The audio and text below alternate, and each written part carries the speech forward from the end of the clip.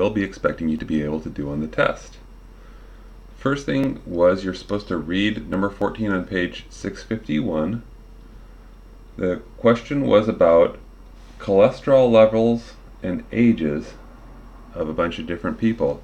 And they broke it down basically in two ways. They had men and women. And then they had three categories. They had young, which is under 30. They had middle age, which was 30 to 50. And then they had old, which was 50 plus. And they were looking at cholesterol as it applies to men and women at all of those stages. And they actually took 5 people from each of those categories. So the 3 hypotheses are going to be this. First of all, we're going to do a hypothesis about men and women. Let's try that. And that will go like this. The null hypothesis there for men and women would be that cholesterol is the same.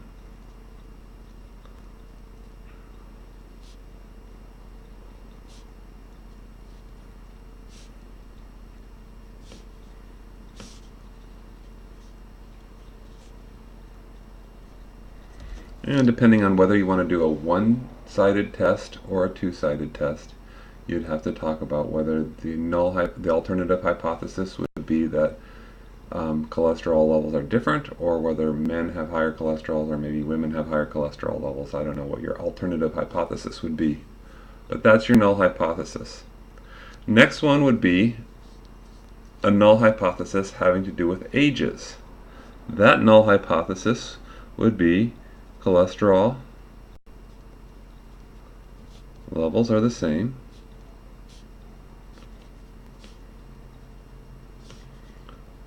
for people of various ages.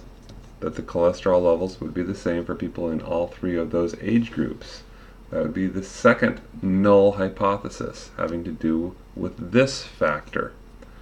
The last one is, well, maybe there's some interaction between men and women and age. In other words, maybe age affects men's cholesterol differently than it affects women's cholesterol. So the third hypothesis would be that there's no interaction between between age and gender. In other words, cholesterol levels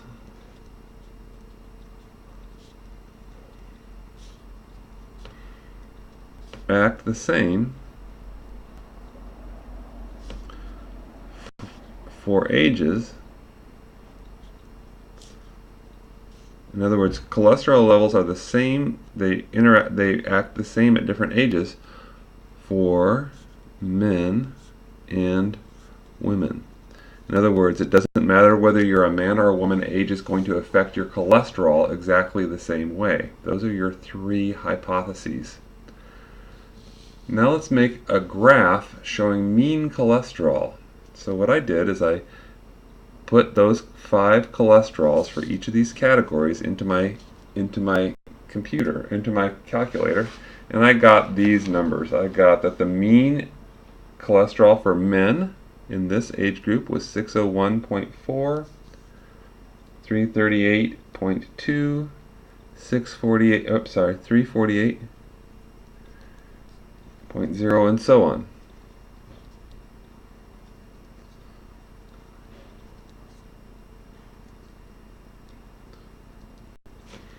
Those were the cholesterol levels.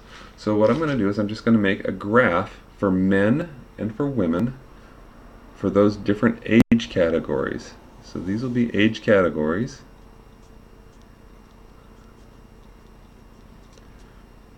This will be young, middle, and old.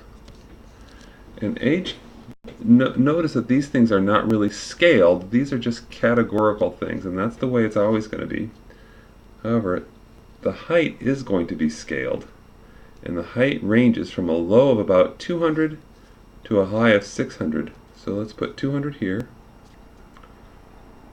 300, 400, 500, and 600. That's going to be our scale. So for youngsters, let's do men first.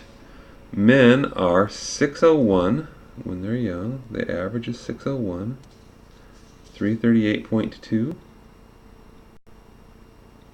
about right there, and 348.0, about right there.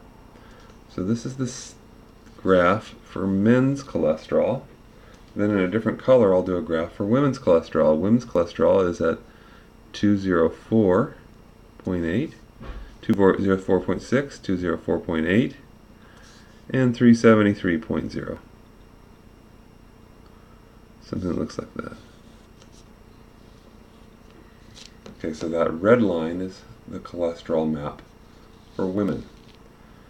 And there looks to be some interaction here, but actually when you look at the data itself, there's one huge outlier in this category. One person who has a cholesterol of 12 something. So maybe just that one huge outlier is causing that. In any case, here is our graph. There's not huge evidence to say that there's interaction. If they looked like this,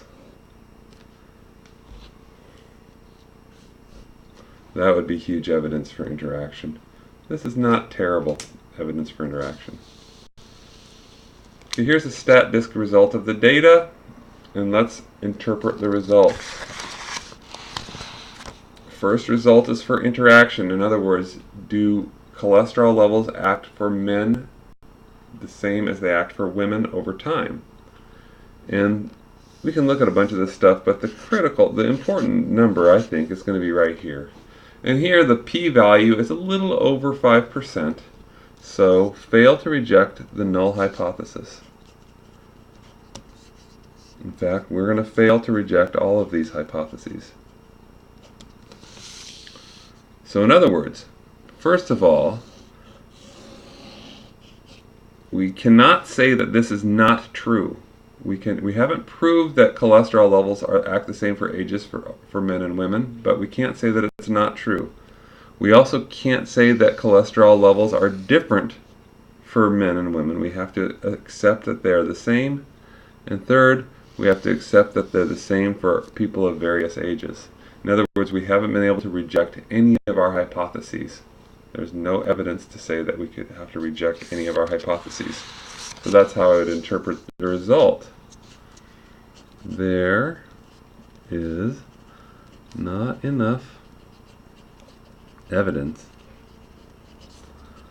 to say that there is no interaction. So we have to assume that there is no interaction. There's not enough evidence to say that there is interaction, so we have to assume that there is no interaction. There is also not enough evidence to say that men's cholesterol levels are different than women's. There's also not enough evidence to say that people's cholesterol changes over time. Maybe if we had larger groups, we could actually compile more evidence. Alright, well that's the first problem. I'll talk about the second problem in the next video.